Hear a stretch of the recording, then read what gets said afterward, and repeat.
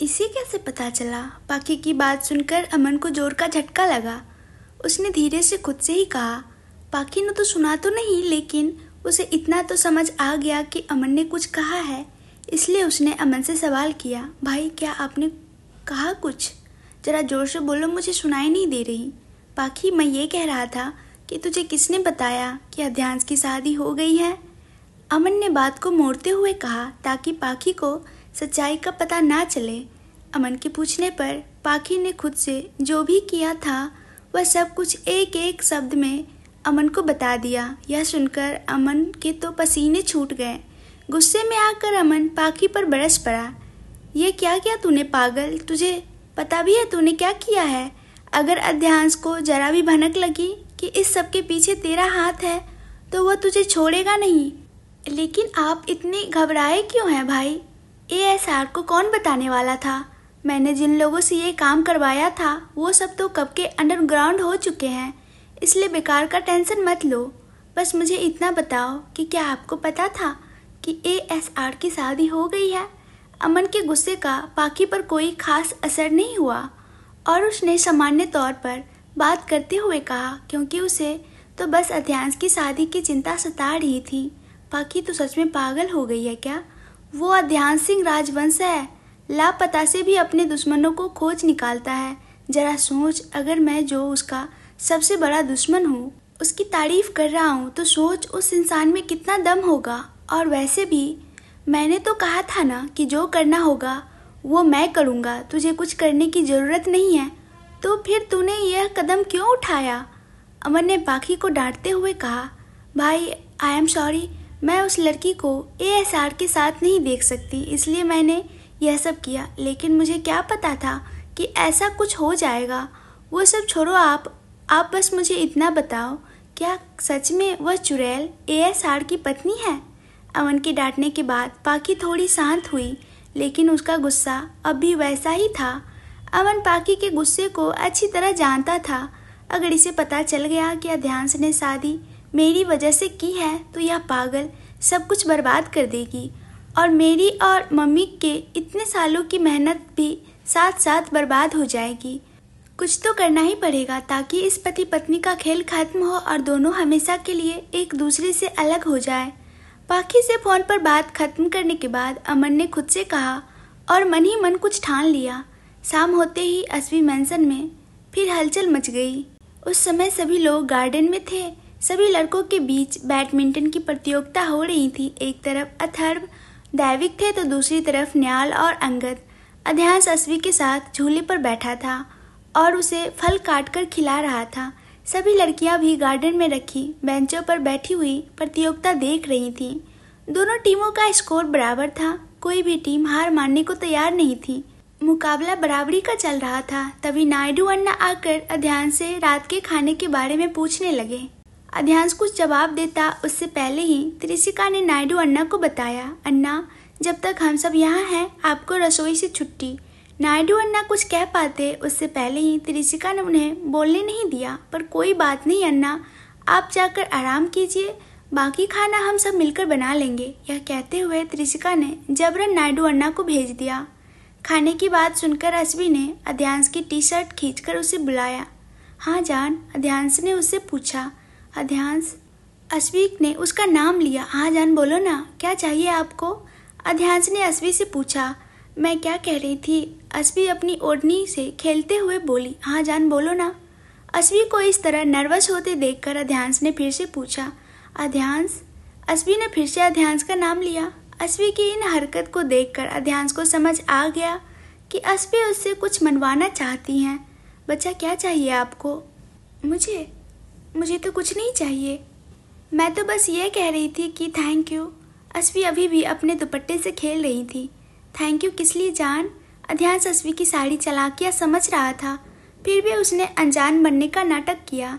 Thank you इसलिए कि आप मेरा इतना ख्याल रखते हैं, मेरी छोटी छोटी जिदें पूरी करते हैं, बिल्कुल छोटे बच्चे की तरह मुझे लाड़ प्यार करते हैं, कभी मुझ पर गुस्सा नहीं होते, चाहे मैं कितनी भी बड़ी जिद क्यों ना करूं। अस्वी ने मासूमियत से आंखें मटकाते हुए कहा।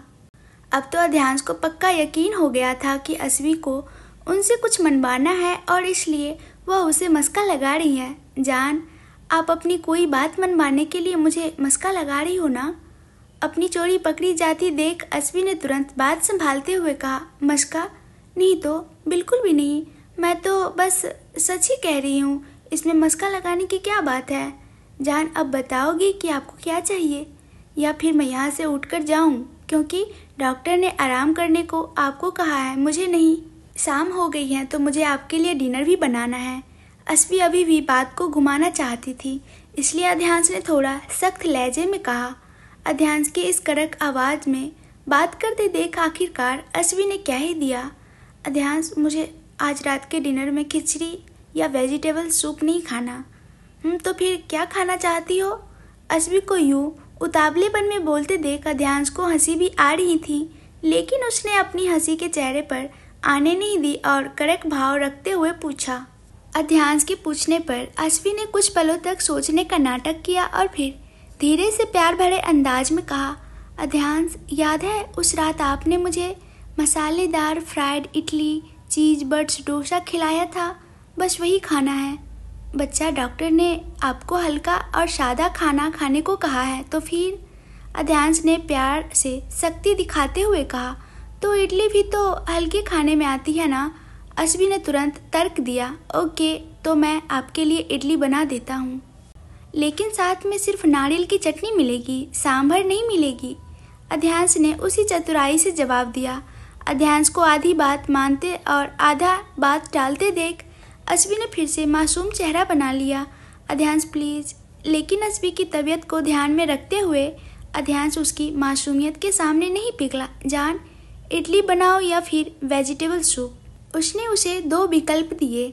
अध्यांश के उसकी बात ना मानने पर अस्वी नाराज हो गई। आपको जो बनाना है वो बना लो, मुझे आपसे कोई बात नहीं करनी, कहकर उसने मुंह फेर लिया। अस्वी को इस तरह छोटे बच्चे की तरह रूठते देख अध्यांश मुस्कुराया और फिर उसके लिए डिनर बनाने के लिए रसोई में चला गया। अस्वी ने एक बार फिर उसे रोका नहीं, बस चुपचाप बैठकर बैडमिंटन मैच देखने लगी। अध्यांश और अस्वी इस प्यार की नोकझोंक को त्रिशिका, धीरा, आंसी और निवांशी भी कब से देख रहे थे। जब अध्यांश चला गया और अस्वी अकेली पड़ गई तो निवांशी और आंसी ने एक दूसरे की ओर देखा और इशारों में ही अस्वी के साथ मजाक बनाने का प्लान बना लिया। आंसी, क्या कोई डॉक्टर ऐसे छोटे बच्चे की तरह नाराज होते हैं? निवांशी ने शुरुआत की। वैसे तो डॉक्टर बहुत मैच्योर होते हैं, लेकिन यहाँ एक डॉक्टर ऐसी भी है जो पूरी तरह से एक छोटे बच्चे की तरह है। आंसी ने भी उसी लहजे में बात को आगे बढ़ाया। आंसी और निवांशी के बोलने के अंदाज से अस्वी को समझ आ गया कि उसकी दोनों सहेलियां उनकी मजाक उड़ा रही हैं, इसलिए अस्वी ने भी उन्हें उन्हीं भाषा में जवाब दिया। हाँ, तो मेरे पतिदेव मेरी जिद पूरी करते हैं, इसलिए मैं जिद करती हूँ। इसमें तुम दोनों को इतनी जलन क्यों हो रही है? और अगर तुम्हें इतनी ही जलन हो रही है तो जाकर अपने अपने बंदों को पकड़ो और खुद की जिद पूरी करवाओ। अगर तुम दोनों से यह नहीं हो सकता है तो मुझे बताओ, मैं कह दूंगी उन दोनों से। अस्वी ने आंसी और निवांशी का मजाक उड़ाना चाहा, लेकिन खुद ही उनकी खिल्ली उड़ा दी। यह देख धीरा और त्रिशिका जोर जोर से हंसने लगी। वहीं आंसी और निवांशी का चेहरा पूरी तरह से उतर गया। उसके ऐसे उतरे चेहरे को देखकर अस्वी से रहा नहीं गया, इसलिए उसने दैविक और अंगद को आवाज़ देकर अपने पास बुलाया। अस्वी के बुलाने पर मैच खत्म करके दैविक और अंगद के साथ साथ अथर्व और न्याल भी उसके पास आ गए। हाँ भाभी, कोई काम है? आते ही दैविक और अंगद ने एक साथ अस्वी से पूछा। शब्दों में जवाब देने के बजाय अस्वी ने बस सर झुकाकर हामी भरी। हाँ बोलो ना, क्या काम है? कुछ चाहिए? कहीं जाना है? अंगद ने मन में आए सभी सवाल एक साथ पूछ डाले। मुझे कुछ नहीं चाहिए और नहीं कहीं जाना है, बस तुम दोनों को अपनी अपनी पार्टनर को यहाँ से लेकर कहीं घुमाने ले जाओ ताकि उनके सूजे हुए चेहरे थोड़े नॉर्मल हो जाए, अस्वी ने कहा। अस्वी के कहने पर दैविक और अंगद की नज़र अपनी अपनी पार्टनर पर गई। क्यों भाभी, ऐसा क्यों कह रही हो? क्या हुआ है? दैविक ने उनके सूजे हुए चेहरे को देखकर पूछा।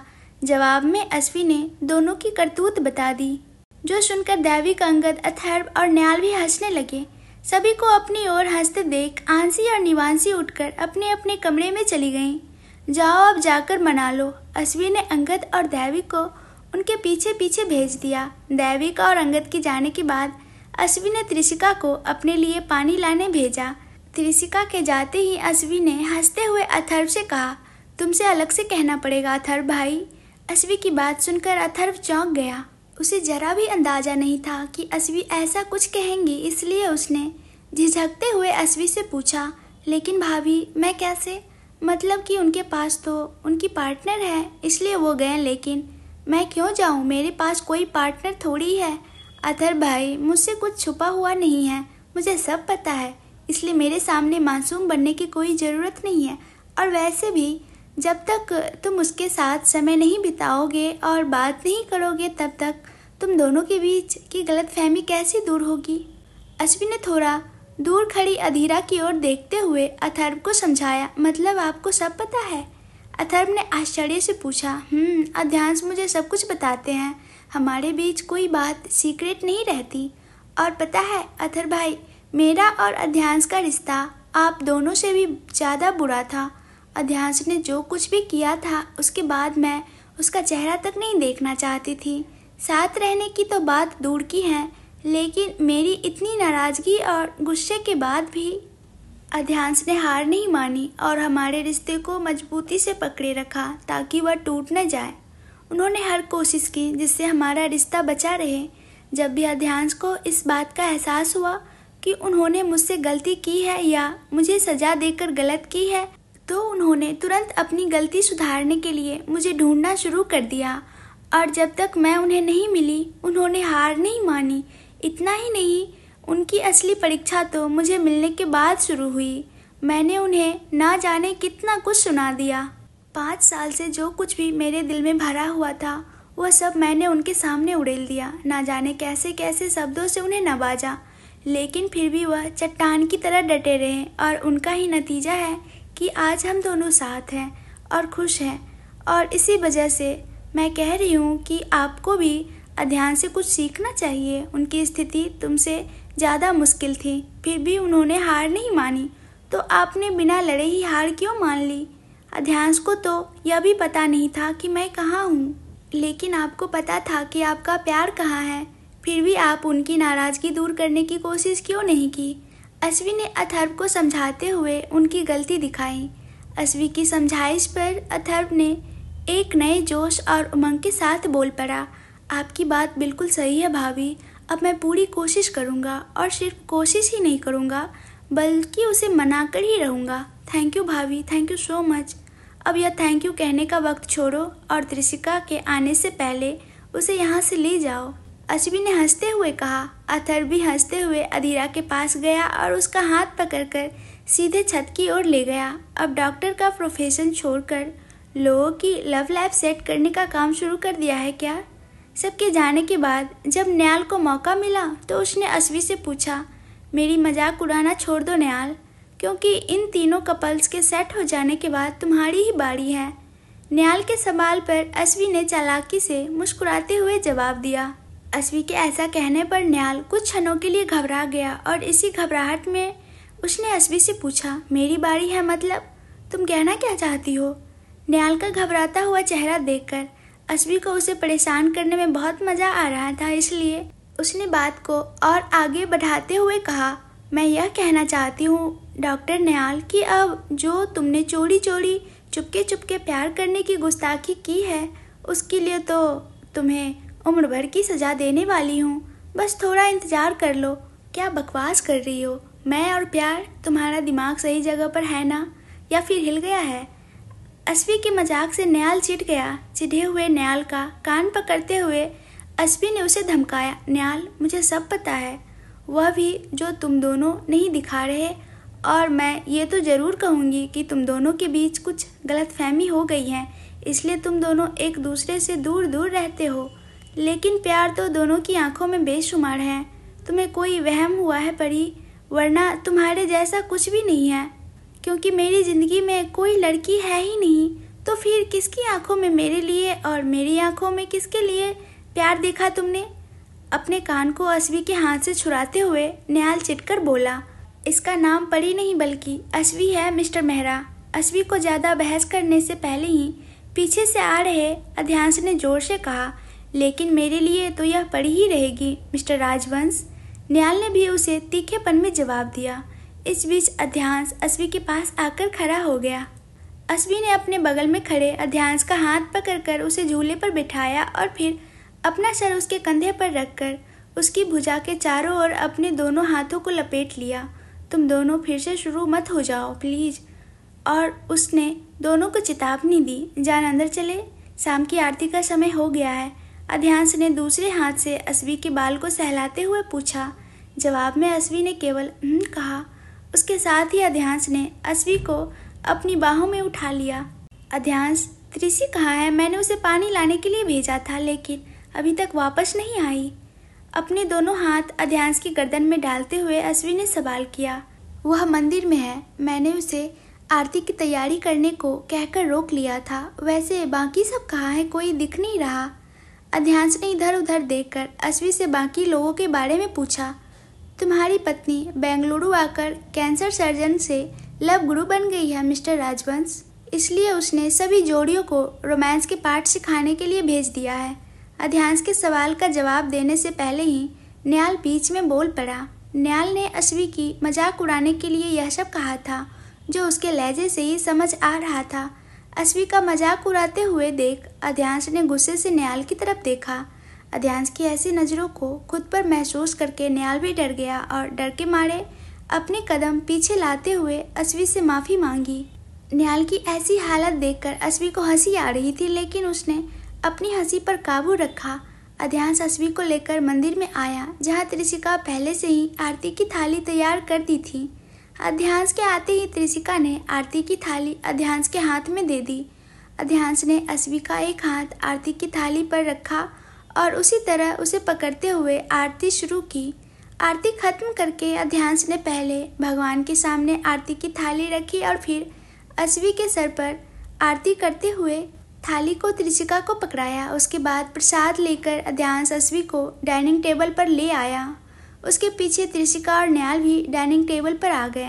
बाकी सबको तो खाने का इंतज़ार था, इसलिए उनका डिनर अभी तक तैयार नहीं हुआ था।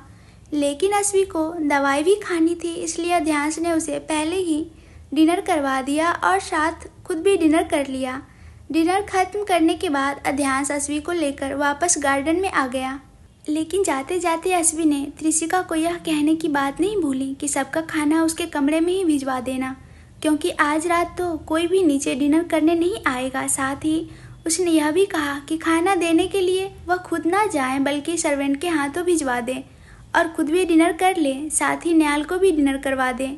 अध्यांश और अश्वी के जाने के बाद न्याल भी अपने कमरे में चला गया, जबकि त्रिशिका ने नायडू अन्ना और राघव अन्ना के साथ मिलकर डिनर तैयार कर लिया।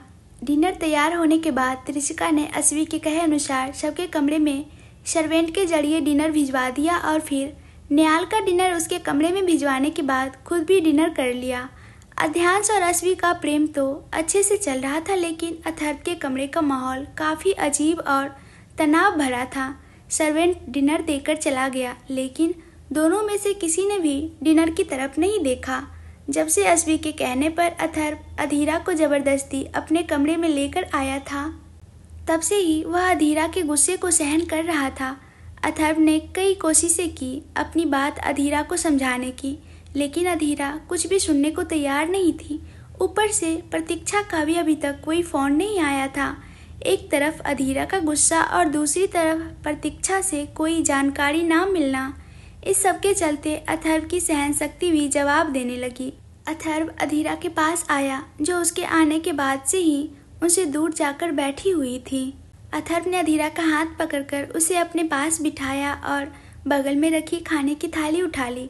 अथर्व ने थाली से एक बटुक लड्डू उठाकर अधीरा के सामने रखा, लेकिन अधीरा ने मुंह फेर लिया। अधीरा का गुस्सा अब इस तरह मुंह फेर लेना, इन सब से अथर्व भी झुंझला गया। उसने ज़बरदस्ती अधीरा का चेहरा अपनी तरफ किया और उसके मुंह में लड्डू डाल दिया, साथ ही धमकी भी दी, चुपचाप बिना कोई नखरे किए खा लो, नहीं तो मैं ज़बरदस्ती खिला दूंगा। अधीरा के खाने की इच्छा तो नहीं थी, लेकिन अथर्व की धमकी के आगे झुकते हुए उसे खाना पड़ा। अधीरा को खिलाते खिलाते अथर्व ने भी अपना डिनर खत्म किया। डिनर के बाद भी अथर्व ने अधीरा को बिस्तर से उठने नहीं दिया और उसके सामने अपना लैपटॉप ऑन करके रख दिया, जिसमें अध्यांश द्वारा दी गई एक ऑडियो क्लिप थी। अथर्व ने यह ऑडियो क्लिप चलाई। जैसे जैसे ऑडियो क्लिप आगे बढ़ता गया, अधीरा की आंखों आंसुओं से भरने लगी। ऑडियो क्लिप खत्म होने पर अथर्व ने लैपटॉप बंद किया और अधीरा के सामने बैठकर उसके दोनों हाथ अपने हाथों में लेकर उसके आंसू पोंछे। फिर प्यार से उसे समझाते हुए कहा, जब तुम्हें यह ऑडियो क्लिप मिली थी तभी तुम्हें मेरे पास आना चाहिए था, आकर मुझसे पूछना चाहिए था, सवाल करने चाहिए थे। और फिर भी अगर मैं तुम्हारे सवाल का जवाब नहीं देता तो मुझे 2 थप्पड़ मार देती। कम से कम इतने सालों तक तुम मुझसे इस तरह परेशान तो नहीं रहती। वह तो नहीं होता, तुम्हें यूँ तकलीफ में रहना पड़ता। अथर्व अधीरा को समझा ही रहा था। उसी समय उसका फ़ोन बजा। उसने देखा तो प्रतीक्षा का कॉल था। अथर्व ने एक पल की भी देरी किए बिना कॉल रिसीव किया। अथर्व कुछ पूछता उससे पहले ही प्रतीक्षा ने जो भी जानकारी उसे मिली थी वह बताई। फ़ोन स्पीकर पर था, इसलिए अधीरा ने भी सब कुछ सुना।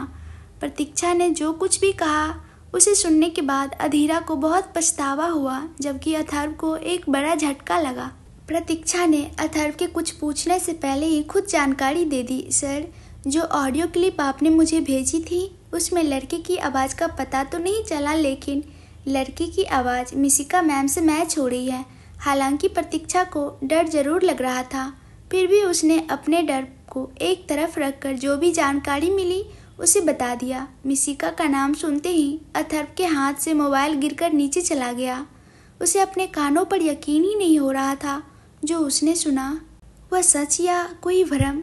सर, अपनी बात बताने के बाद प्रतीक्षा अगले कदम के निर्देश का इंतजार कर रही थी, लेकिन जब अथर्व की ओर से कोई जवाब नहीं मिला तो उसने उसे फिर से पुकारा। प्रतीक्षा की आवाज़ सुनकर अथर्व का ध्यान टूटा। उसने पहले खुद को संभाला और फिर एक बार पुष्टि के लिए पूछा, तुम्हें पक्का यकीन है कि उस ऑडियो क्लिप में मिशिका के ही हाथ है? हाँ सर, मैंने वॉइस मैपिंग टेस्ट करवाया है और उसके बाद ही आपको जानकारी दी है, प्रतीक्षा ने पूरी निश्चिंतता से कहा। अथर्व अभी भी यह मानने को तैयार नहीं था कि इन सब में उनकी अपनी बहन मिशिका मल्होत्रा शामिल हो सकती है। इसलिए उसने प्रतीक्षा से दूसरा सवाल पूछा, और तुम्हें मिशिका की आवाज़ का सैंपल कहाँ से मिला? सर, पिछले 3 सालों में आपके आसपास की हर महिला की आवाज़ के सैंपल मैंने इकट्ठा करके लैब में भेजे थे, लेकिन सभी के रिजल्ट निगेटिव आए। और जब लैब से रिपोर्ट देने के लिए डॉक्टर बत्रा का असिस्टेंट खुद आया, तब हमारी ऑफिस में मिशिका मैम द्वारा बनाया गया एडवर्टाइजमेंट चल रहा था, जिसमें उन्होंने अपनी खुद की आवाज़ दी थी। जब उस व्यक्ति ने मिशिका मैम की आवाज़ सुनी तो उसने मुझे इसके बारे में पूछा। जब मैंने उसे बताया कि यह आवाज़ मिशिका मैम की है तो उसने अपनी शंका जाहिर की। इसलिए मैंने उस एडवर्टाइजमेंट की एक कॉपी उनसे देकर वॉइस मैपिंग टेस्ट को कहा, और अभी जो रिपोर्ट आई है उसमें रिजल्ट पॉजिटिव है। प्रतीक्षा ने अपनी पूरी जांच का ब्यौरा दिया। सर, और कोई काम है? एक काम करो, मिशिका के मोबाइल का उसके निधन से पहले के 5 साल का डेटा रिकवर करवाओ। अथर्व ने कुछ सोचते हुए प्रतीक्षा को निर्देश दिया। जी सर, मैं 2 दिनों के भीतर का काम खत्म करके आपको जानकारी दूंगी। प्रतीक्षा ने तुरंत विनम्रता से जवाब दिया। और कोई बात बाकी न रह जाने पर अथर्व ने फ़ोन रख दिया। फ़ोन रखने के बाद उसकी नज़र अधीरा पर पड़ी। उसकी आंखों में आंसू थे और पछतावे का सैलाब था। सच्चाई जानने के बाद जितना बड़ा झटका अथर्व को लगा था, उससे भी ज़्यादा गहरा पछतावा अधीरा की आंखों में दिख रहा था। पछतावा इस बात का कि उसने अपने प्यार पर विश्वास नहीं किया। पछतावा इस बात का कि उसने सच्चाई जानने की कोशिश भी नहीं की। बिना किसी कारण अपने प्रेमी से नफरत करने और उसे तकलीफ़ देने का पछतावा, यह जानकर कि उसकी और अधीरा के बीच गलतफहमियाँ उसकी अपनी छोटी बहन मिशिका ने पैदा की थी। अथर्व को जितना दुख हुआ था उससे भी ज़्यादा दुख उसे अधीरा के आंसू देखकर हो रहे थे। तुम क्यों रो रही हो? इसमें तुम्हारी तो कोई गलती नहीं थी, तो फिर ये आंसू बहाने का क्या मतलब? अथर्व ने अधीरा के आंसू पोंछते हुए कहा, जो कुछ भी हुआ वो मेरी वजह से ही तो हुआ है। अगर मैंने उसी वक्त आपसे आकर पूछ लिया होता तो यह सब गलतफहमी पैदा ही न होती और आपको इतनी परेशानी झेलनी नहीं पड़ती, अधीरा के रूंधे गले से कहा। जब अधीरा का रोना बंद नहीं हुआ तो अथर्व ने उसे अपने बाहों में भर लिया। जो कुछ भी हुआ वह तुम्हारी वजह से बिल्कुल भी नहीं हुआ। तुम्हें तो सिर्फ गुमराह किया गया था और उसके बालों को सहलाने लगा। अथर्व की प्रेम और स्नेह भरी बाहों में समाकर अधीरा का रोना धीरे धीरे कम होने लगा, लेकिन रुक नहीं पाया। उसकी सिसकियां अब भी जारी थीं। अब बस करो, कितना रोना है तुम्हें? 3 साल तक रोई, क्या वो कम था? और अभी रो रही हो? अधीरा ने लगातार रोने से परेशान होकर अथर्व ने मजाक में कहा ताकि उसका ध्यान बट सके। अथर्व का मजाक समझते ही अधीरा ने उससे अलग होकर प्यार से उसके गाल पर थप्पड़ मार दिया। आह! अधीरा के अचानक थप्पड़ मारने पर अथर्व ने अपना हाथ गाल पर रख लिया और सहलाने लगा, मानो उसे बहुत जोर से चोट लगी हो। फिर प्यार से अथर्व ने अधीरा के गाल खींचते हुए कहा, तुम तो इन 3 सालों में काफ़ी ताकतवर हो गई हो। मुझे तो अब तो बचकर रहना पड़ेगा, वरना तुम मुझे मार मार कर कचूमर बना दोगी। जाइए, अब मुझ पर झूठे आरोप मत लगाइए। मैंने कब आपको मारा है? अधीरा ने हंसते हुए कहा। अथर्व अधीरा का ध्यान भटकाना चाहता था और इसमें वह सफल रहा। अधीरा ने रोना बंद कर दिया और अब वह अथर्व के साथ बहस करने लगी। उसकी बहस को ख़त्म करने के लिए अथर्व ने फिर बात का रुख बदल दिया। अब पूरी रात ऐसे ही बहस करनी है या फिर सोने का भी इरादा है? नहीं, सोने का मन नहीं है। तो फिर क्या करना चाहती हो? आइसक्रीम खानी है? अभी? हाँ अभी, और वो भी मेरी फेवरेट वाली, वहीं से जहाँ से हम हमेशा खाने जाते थे। जरा घड़ी देखो, रात के 11 बज रहे हैं। इतनी रात को वहाँ जाना मुमकिन ही नहीं है। और वैसे भी वो शॉप साउथ बेंगलोर में है, मल्होत्रा विला के पास, जैन नगर में। वहाँ पहुँचने में कम से कम 2 घंटे लगेंगे। तब तक तो शॉप बंद भी हो जाएगी। अथर्व, प्लीज़ चलो ना। मैंने पिछले 3 सालों से वहाँ की आइसक्रीम नहीं खाई है और तुम्हें तो पता ही है कि मुझे वहाँ की आइसक्रीम कितनी पसंद है। Please Atharva, please. अथर्व बिल्कुल तैयार नहीं था, लेकिन अधीरा ने मासूम बच्चे की तरह चेहरा बनाकर जिद करनी शुरू कर दी। उसे पता था कि अथर्व उसकी मासूमियत के आगे हार मान ही लेगा। वैसे भी दैवी की तरह अथर्व भी उसकी हर जिद पूरी करता था, लेकिन इस बार अधीरा की मासूमियत भी काम नहीं आई। मैंने कह दिया ना, आज नहीं कल ज़रूर चलेंगे, अथर्व ने साफ मना कर दिया।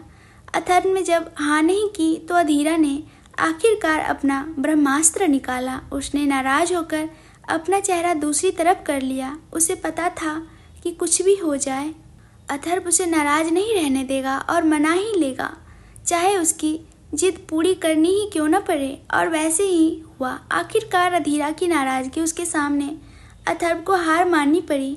उसने फ़ोन उठाकर एक मैसेज किया और फिर अधीरा का चेहरा अपनी ओर घुमाते हुए कहा, ठीक है चलो, जाओ जाकर कपड़े बदलो, हम जा रहे हैं, लेकिन फिर वापस नहीं आएंगे। वहाँ मेरे बंगले में ही रुकना पड़ेगा। ठीक है, मैं अभी आई। इतना कहकर अधीरा बिस्तर से उठी और कपड़े बदलने के लिए अपने कमरे में चली गई। अथर्व ने उसे जाते हुए देख बस बेबसी से अपना सर हिला दिया।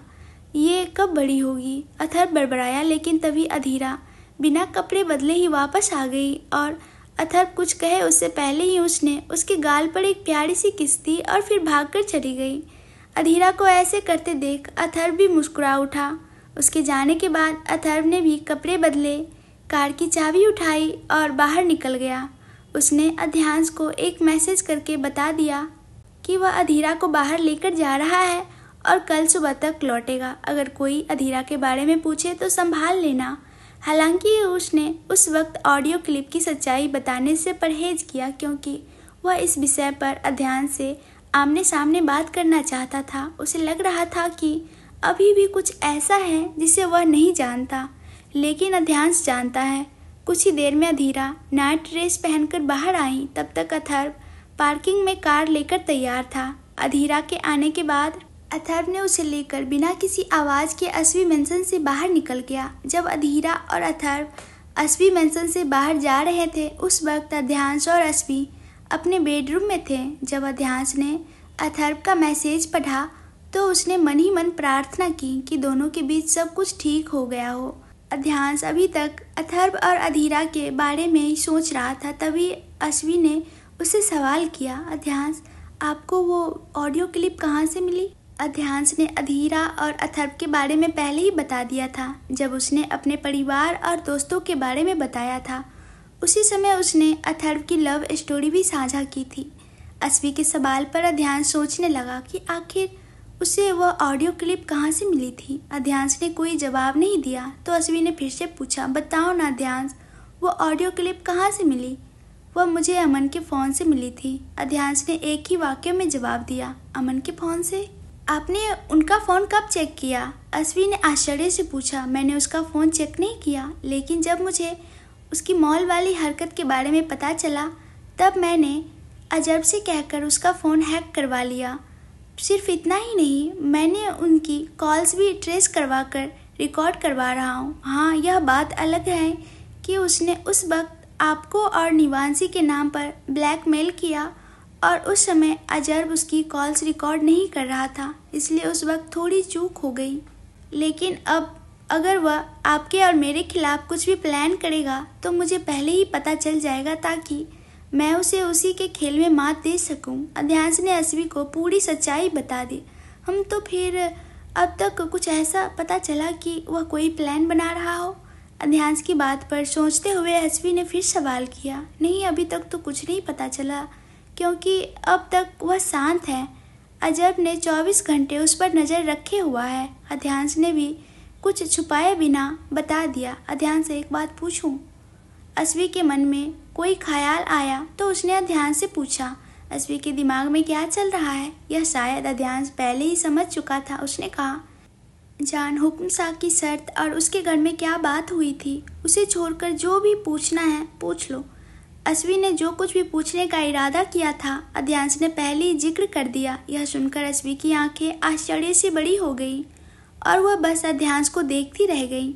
अध्यांश को आश्चर्य से देखती अश्वी को जब उसने हल्के से उसके सर पर थपकी दी तो वह अपने ख्यालों से बाहर आ गई। फिर अध्यांश ने उसे बिस्तर पर लिटाकर कंबल उठा दिया और वह खुद भी उसके बगल में लेट गया और कमरे की लाइट बंद कर दी। अश्वी के सर पर प्यार से हाथ फेरते हुए वह बोला, जान, ज़्यादा सोचने की ज़रूरत नहीं है। आपके दिमाग में क्या चल रहा होता है यह मुझे पहले ही पता होता है।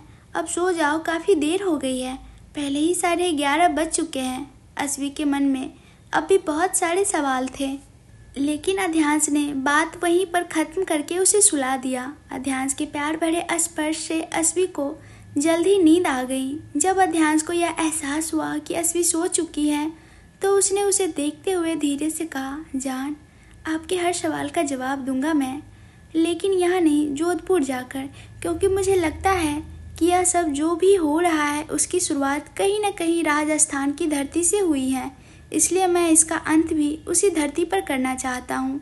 आपके हर अपराधी को मैं आपके और दुनिया के सामने लाऊंगा, जो नज़र आ रहे हैं उन्हें भी, और जो पर्दे के पीछे रहकर आपको बर्बाद करने की साजिश कर रहे हैं उन्हें भी।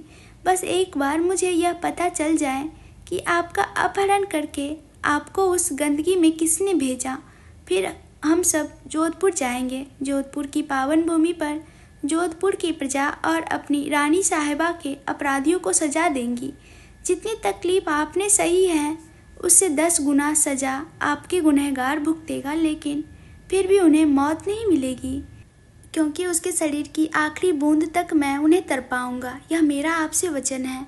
यह जोधपुर के राजा साहिब अध्यांश सिंह राजवंश का अपनी जान, अपनी रानी साहिबा अश्वी अध्यांश सिंह राजवंश को वचन है। खुद से और अश्वी से यह वादा करके बाद भी अध्यांश काफ़ी देर तक ख्यालों में खोया रहा। रात के 11:30 बजे के आसपास अश्वी मैंसन से निकले अथर्व और अधीरा 1 बजे जयनगर पहुँचे। अधीरा को पहले ही पता था कि जब तक वो पहुँचेंगे आइसक्रीम की दुकान बंद हो चुकी होगी, लेकिन फिर भी उसने अथर्व से जिद की कि उसे उसी दुकान से आइसक्रीम चाहिए, क्योंकि उसका असली मकसद आइसक्रीम खाना नहीं था, बल्कि वह सिर्फ अथर्व के साथ समय बिताना चाहती थी। 3 साल में दोनों के बीच जो दूरी उसकी एक मूर्खता के कारण आई थी, वह उस दूरी को निकटता में बदलना चाहती थी। वह अपने और अथर्व के रिश्ते को फिर से पहले जैसा बनाना चाहती थी, ताकि भविष्य में किसी गलतफहमी का प्रयास उसके और रिश्ते को ना तोड़ सके और उनका बंधन अटूट रहे। अधीरा अपने ख्यालों में खोई हुई थी, तभी अथर्व ने गाड़ी रोक दी। गाड़ी के ब्रेक लगते ही अधीरा के ख्यालों पर भी ब्रेक लग गया।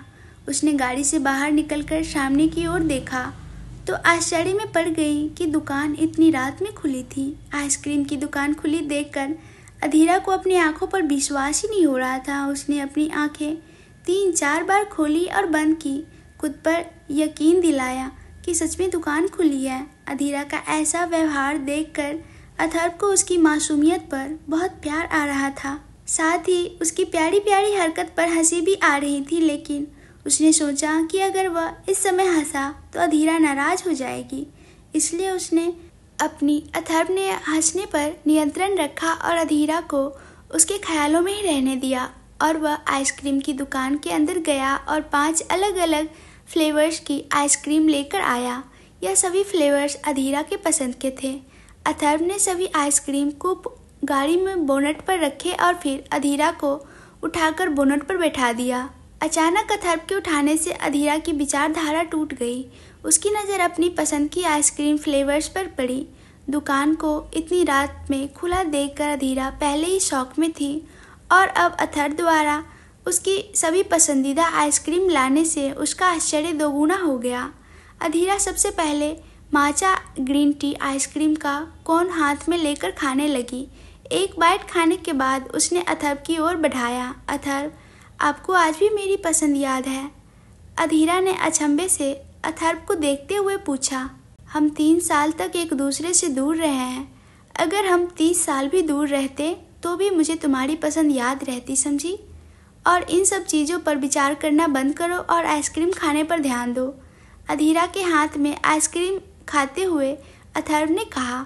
दोनों ने इन वर्षों के वनवास के बाद अपनी आइसक्रीम पार्टी करके पुरानी यादें ताज़ा की। दोनों पहले भी इसी तरह की दुकान पर आइसक्रीम खाने आते थे, जहां अथर्व हमेशा अधीरा की पसंद की सभी फ्लेवर्स लाता था। अथर्व अच्छे से जानता था कि अधीरा को आइसक्रीम और चॉकलेट कितनी पसंद है और इसी कारण जब भी अधीरा उससे नाराज़ होती तो अथर्व उसे उसकी पसंद की चॉकलेट और आइसक्रीम देकर मनाता। अधीरा खुद भी आइसक्रीम खा ही रही थी और साथ में अथर्व को भी खिला रही थी। एक के बाद एक आइसक्रीम खत्म की और केक बैटर अपने हाथ में ली। उसने एक बाइट खाई और फिर अथर्व की ओर केक बैटर बढ़ाते हुए पूछा। अथर्व, हाँ, आप भाई से हमारी शादी के बारे में कब बात करोगे? अधीरा ने पूछा। अधीरा के पूछने पर अथर्व के हाथ रुक गए और उसने आंखें बंद कर ली। अभी वह जिस सवाल पर सोचना भी नहीं चाहता था, वही सवाल अधीरा ने उसके सामने रख दिया। फिलहाल अथर्व इस विषय पर कुछ भी सोचने की इच्छा नहीं रखता था, क्योंकि वह दैवी की शादी को ध्यान में रखते हुए अपनी शादी को थोड़े समय के लिए छुपाना चाहता था, ताकि दैवी की शादी में कोई विघ्न न आए, और इसी कारण उसने अपने और अधीरा की शादी को गुप्त रखा। लेकिन अब जिस तरह से अधीरा अपने और अथर्व के रिश्ते के बारे में दैविक को बताने के लिए उत्साहित थी, वह देखकर अथर्व के लिए स्थिति मुश्किल हो रही थी। ऐसा नहीं था कि दैविक उनके शादी को स्वीकार नहीं करेंगे, लेकिन शायद उसके दादाजी इस शादी के खिलाफ जा सकते हैं। यही कारण था कि अथर्व दैविक की शादी तक रुकना चाहता था।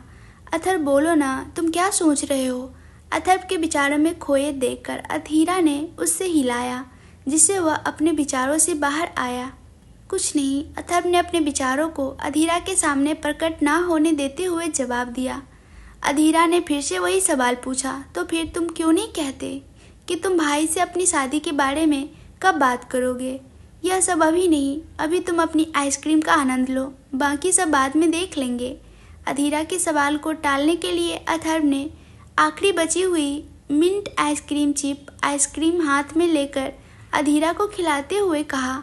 अथर्व, बात को टालने की ज़रूरत नहीं है, सीधे सवाल का सीधा जवाब दो कि तुम दैविक भाई से कब बात करने वाले हो। अथर्व की चालाकी को अधीरा समझ गई, इसलिए उसने थोड़ा ऊंची आवाज़ में पूछा। ओके फाइन, मैं और अध्यांश इस बात पर बात कर लेंगे। तुम्हें अध्यांश पर भरोसा है ना? तो बस फिर तुम सब कुछ उनकी पर छोड़ दो। वह दैविक से अपनी तरह से बात कर लेगा और हमारी शादी के लिए उसे मनाएगा। तो अब टेंशन फ्री हो जाओ और अपनी आइसक्रीम का आनंद लो।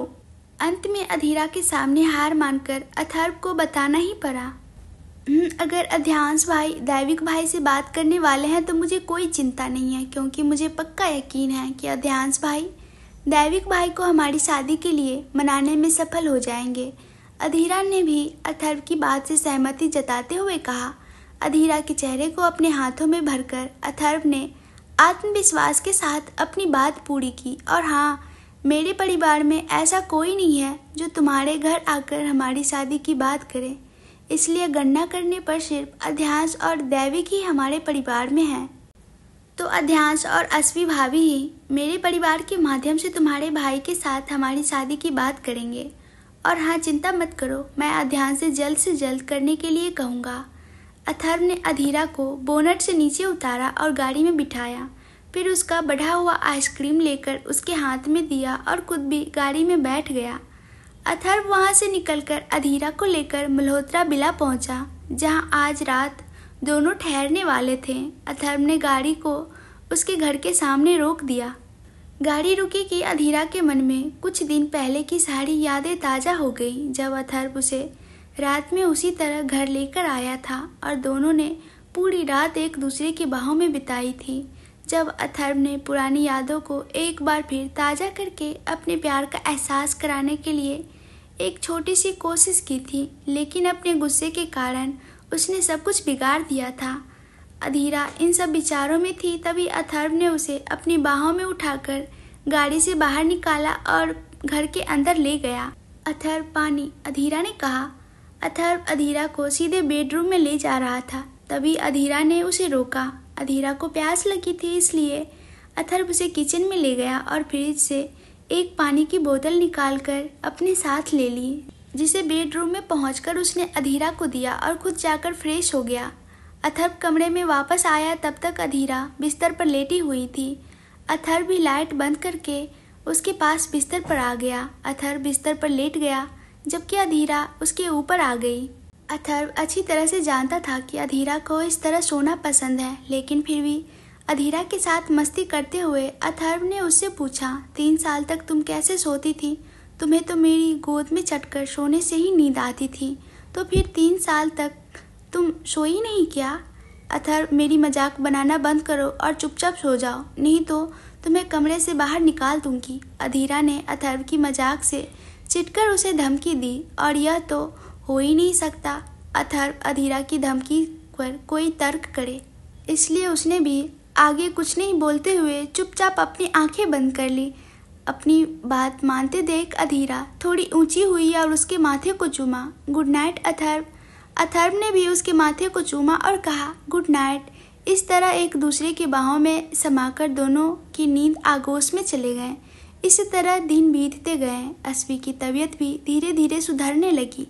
अस्वी की चिंता में अध्यांश, पाटिल और सावित्री तथा उसके लोगों को सजा ही नहीं दे सका, क्योंकि अथर्व ने अमन और पाखी के बीच हाल ही में हुई बातचीत सुन ली थी। जब अस्वी के जख्म पूरी तरह से भर गए, उसी दिन अध्यांश नरकागार पहुंचा। अध्यांश ने 2 नरकागार बनाए थे, एक बेंगलुरु में और एक जोधपुर में।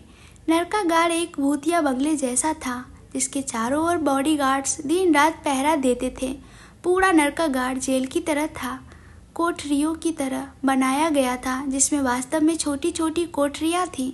जैसे जैसे अंदर जाते जाते आपको लोगों की दर्दनाक चीखें सुनाई देती थीं, क्योंकि देश के जितने भी अपराधियों को अध्यांश ने अपराध करते या शरीर को नुकसान पहुंचाते रंगे हाथ पकड़ा था, उन सभी को नरकागार में भेज दिया जाता था, जहां अध्यांश खुद भी उनकी सजा तय करता था। इसके अलावा जिन लोगों ने अध्यांश के साथ गद्दारी की या राजवंश परिवार के उसके किसी भी सदस्य को नुकसान पहुंचाने की कोशिश की, उन्हें भी नरकागार की सजा मिलती, लेकिन सजा में सीधा मौत किसी को नहीं मिलती। पिछले अपराधियों को बराबर शारीरिक और मानसिक यातनाएं दी जाती। जब यह तय हो जाता कि अब ये और यातना नहीं सह सकते, तभी उन्हें मौत नसीब होती। नरकागार की दूसरी ओर बॉडीगार्ड्स के लिए ट्रेनिंग सेंटर बनाया गया था, जहां अध्यांश और राजवंश परिवार के बॉडीगार्ड्सों के साथ देश के लिए लड़ने वाले नवयुधियों को भी सख्त और कठिन ट्रेनिंग से गुजरना पड़ता। उनमें से पास होने वालों को राजवंश परिवार और अध्यांश के बॉडीगार्ड्स के रूप में चुना जाता। इन ट्रेनिंग का सबसे महत्वपूर्ण भाग वफादारी और इमोशनल वीकनेस को जांचने का रहता था। इसके अलावा हथियारों का भी ज्ञान दिया जाता। इस ट्रेनिंग सेंटर में होने वाली परीक्षा में अव्वल नंबर से पास होने वाले सभी देश सेवा के लिए अध्यांश द्वारा बनाई गई सीक्रेट आर्मी में भी शामिल होते थे।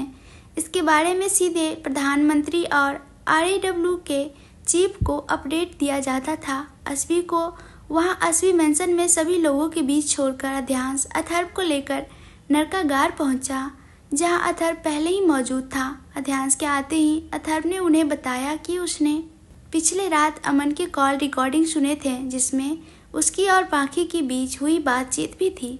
अध्यांश के साथ साथ अथर्व ने भी सब कुछ सुना। पूरी बातचीत सुनने के बाद अथर्व ने अध्यांश से पूछा, भाभी के असली अपराधियों की पहचान हो गई है, अब तू उन्हें क्या सजा देगा?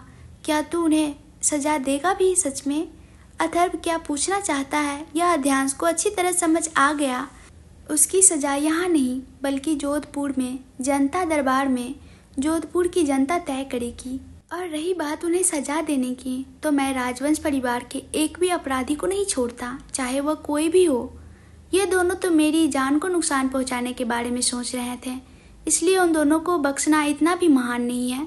यह अध्यांश सिंह राजवंश, और इसलिए उसने अपने रुआब के साथ जवाब दिया, तो क्या हुक्म शाह अपनी बेटी को सजा होने देंगे? अध्यांश के अपने बात पर मजबूत निश्चय को देखकर अथर्व ने दूसरा सवाल पूछा, मैं किसी से नहीं डरता, और अगर मेरी जान के अपराधियों को सजा देने के लिए मुझे हुक्म शाह के सामने खड़ा होना पड़ा तो मैं खड़ा हो जाऊंगा, अध्यांश ने सीधे शब्दों में कहा। दोनों के बीच चर्चा चल ही रही थी। उसी समय उदय भी वहां आया। उदय को वहां नरकागार में देखकर अध्यांश को हैरानी हुई, क्योंकि उदय अध्यांश के ऑर्डर के बिना नरकागार में नहीं आता, और आज तो अध्यांश ने उसे बुलाया भी नहीं था। अध्यांश अभी कुछ पूछे उससे पहले ही उदय ने खुद ही अपने आगमन का कारण बता दिया। सर, रिपोर्ट आ गई है। रिपोर्ट शब्द सुनते ही अध्यांश के कान खड़े हो गए। उसने तुरंत पूछा, रिजल्ट क्या है? पॉजिटिव है, जवाब में उदय ने कहा। अध्यांश ने दूसरे सवाल पूछे, दोनों रिपोर्ट में ऐसा ही है? हाँ सर, दोनों रिपोर्ट में रिजल्ट पॉजिटिव है। उदय ने दोनों रिपोर्ट अध्यांश के हाथ में देते हुए कहा। इस कहानी का आगे का भाग आप लोग को सुननी है तो कमेंट्स करके ज़रूर से ज़रूर बताएं, और ढेर सारा कमेंट्स करें, और वीडियो को सभी लोग लाइक करें मिलके, और चैनल को सब्सक्राइब कर लीजिए। और कल मिलेंगे एक नए एपिसोड के साथ। तब तक अपना ढेर सारा ख्याल रखिएगा।